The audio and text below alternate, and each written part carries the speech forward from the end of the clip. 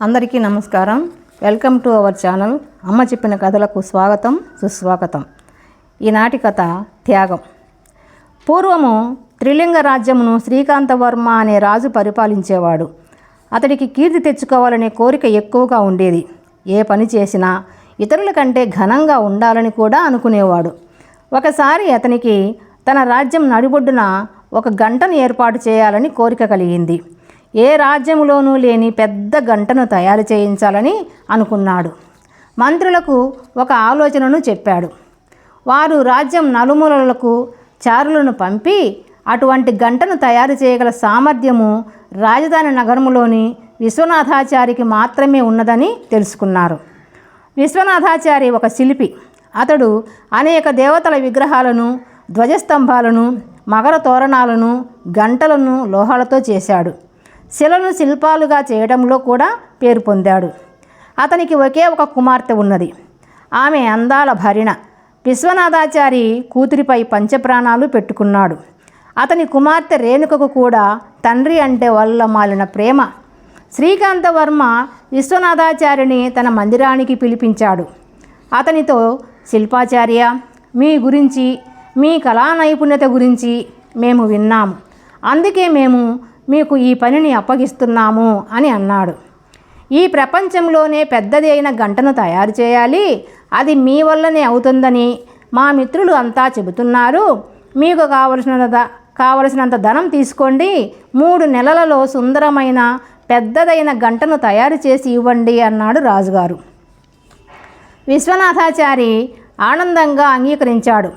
విశ్వనాథాచారి గంట తయారు చేయుటకు 100 మందిని నియమించుకున్నాడు.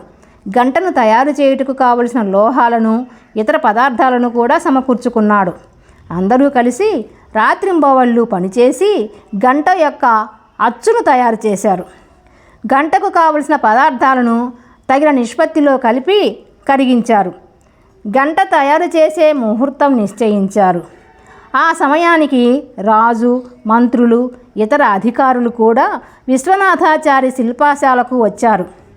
గంట తయారీని చూడాలని అనేక మంది ప్రజలు కూడా అక్కడ గుమికూడారు. సుముహూర్తం వచ్చింది. వాయిద్యకారులు తమ తమ వాయిద్యాలను ఆలపించారు. దాదాపు 100 మంది కరిగిన లోహ మిశ్రమాన్ని గంట అచ్చులో పోశారు. కొంతసేపు తరువాత లోహం గట్టిపడింది.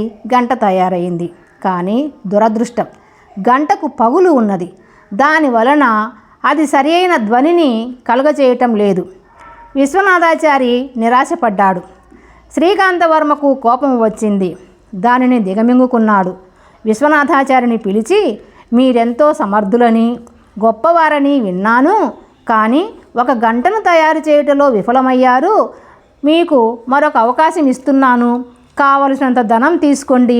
2 నెలలలో గంటను తయారు చేయండి అని చెప్పి రాజుగారు వెళ్ళిపోయారు. విశ్వనాథాచారి తన ప్రయత్నం విఫలమైనందుకు బాధపడినా మరొక అవకాశం వచ్చినందుకు సంతోషించాడు.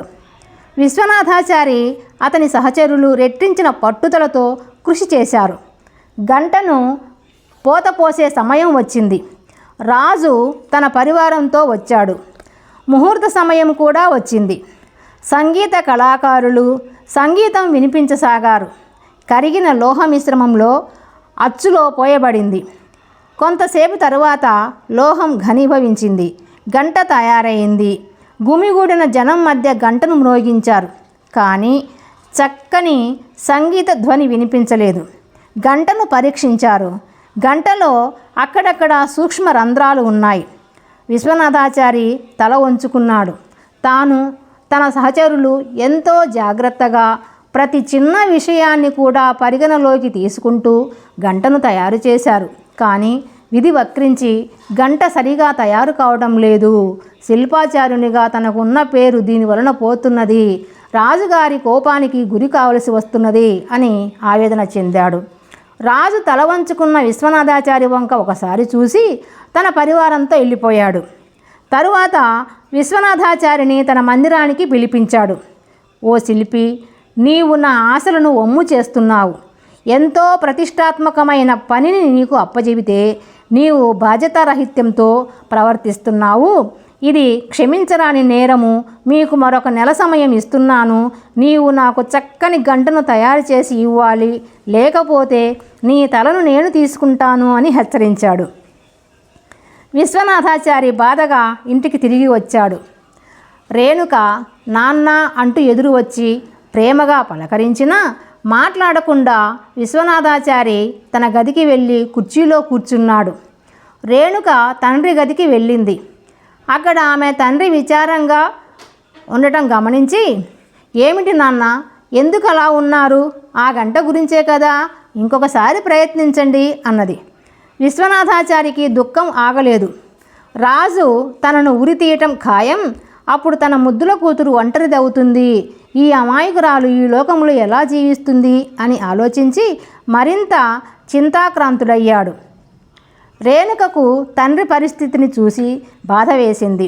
తరువాత ఆమెకు తెలిసింది, ఈసారి గంట తయారు చేయలేకపోతే రాజు తన తండ్రిని చంపుతాడని ఆమెకు అర్థమైంది. ఆమె తండ్రికి ధైర్యం చెప్పింది. నాన్న, మీకంటే తెలివైన శిల్పి ఈ దేశంలోనే లేడు. మీరు ఈసారి గంటను తయారు చేయగలుగుతారు. జాగ్రత్తగా ఆలోచించి చేయండి, విజయం సాధిస్తారు అన్నది. విశ్వనాథాచారి కూడా పురాతన గ్రంథాలు చదివి కావలసిన సామాగ్రిని సమకూర్చుకొని నిద్రాహారాలు మాని గంట తయారు చేయడంలో నిమగ్నమయ్యాడు. రేణుక తండ్రికి చెప్పకుండా ఆ రాజ్య పొలిమేరలో ఉన్న ఒక వృద్ధ మాంత్రికుడిని కలిసింది. తన తండ్రికి వచ్చిన ఆపదను తెలిపి గంటను తయారు చేసే మార్గం తెలుపమన్నది. ఆ వృద్ధుడు అనేక పుస్తకాలు చదివి ముగ్ధమోహిని అయిన రేణుకను చూస్తూ కన్నీరు కార్చాడు. రేణుకకు విషయం అర్థం కాలేదు. ఆ వృద్ధ మాంత్రికుని ఉపాయం చెప్పమని వేడుకున్నది. అప్పుడు ఆ వృద్ధ మాంత్రికుడు, తల్లి, గంట తయారు కావడానికి ఒకే ఒక మార్గం ఉన్నది, కానీ అది అతి కష్టమైనది, బాధాకరమైనది. అందువలన నేను చెప్పలేకపోతున్నాను అన్నాడు. అప్పుడు రేణుక, అయ్యా, నాకు ఈ లోకంలో ఉన్నది మా నాన్న ఒక్కడే. నా చిన్నప్పుడే మా అమ్మ చనిపోయింది. అప్పటి నుండి మా నాన్న నా కోసమే జీవించాడు. నన్ను కంటికి రెప్పలా చూసుకుంటున్నాడు. ఇప్పుడు మా నాన్న దుఃఖిస్తుంటే నాకు దుఃఖం ఆగడం లేదు. నేను ఏడిస్తే మా నాన్న తట్టుకోలేడు. అందుకని బలవంతాన ధైర్యాన్ని నటిస్తున్నాను. మీరు ఆ గంట తయారయ్యే మార్గం చెప్పండి. అది ఎంత కష్టతరమైనను నేను సాధిస్తాను. మా నాన్నను బ్రతికించుకుంటాను అన్నది. అప్పుడు మాంత్రికుడు, బిడ్డ, గంట తయారీకి కరిగించిన లోహ మిశ్రమంలో ఒక కన్య రక్తం కూడా కలపాలి. అప్పుడే గంట తయారవుతుంది అన్నాడు. రేణుక ఆలోచిస్తూ ఇంటికి వెళ్ళింది. గంటను తయారు చేసే సమయం వచ్చింది. రాజు ఇతర పరివార శిల్పశాల వద్దకు వచ్చారు. అనేక మంది ప్రజలు కూడా అక్కడకు వచ్చారు. రేణుక కూడా వస్తానంది, కానీ విశ్వనాథాచారి వద్దన్నాడు. రాజు తన తలను త్రెంచినప్పుడు తన కూతురు చూడటం అతనికి ఇష్టం లేదు. కానీ రేణుక పట్టుబట్టి శిల్పశాల వద్దకు వచ్చింది. సుముహూర్తం వచ్చింది. 100 మంది పైగా పనివారు లోహ మిశ్రమాన్ని గంట అచ్చులో పోయటానికి సిద్ధపడ్డారు. సరిగ్గా అదే సమయంలో రేణుక ఎగిరి బుసబుస పొంగుతున్న లోహ మిశ్రమంలోకి దూకింది. అందరూ హాహాకారాలు చేశారు. విశ్వనాథాచారి పరుగున వచ్చి కుమార్తెను పట్టుకోబోయాడు. కానీ ఆమె కాలి పట్టి మాత్రమే అతని చేతికి చిక్కింది.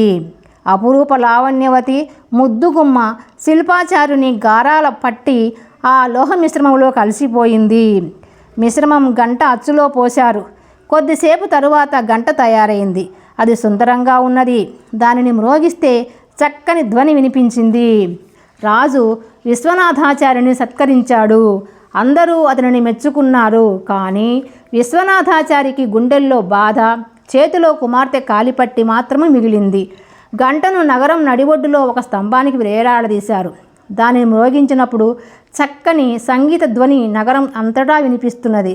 ఆ ధ్వని వెంబడే నా కాలిపట్టి, నా పట్టి అని కూడా వినిపిస్తున్నది. ఇదండి ఈనాటి కథ.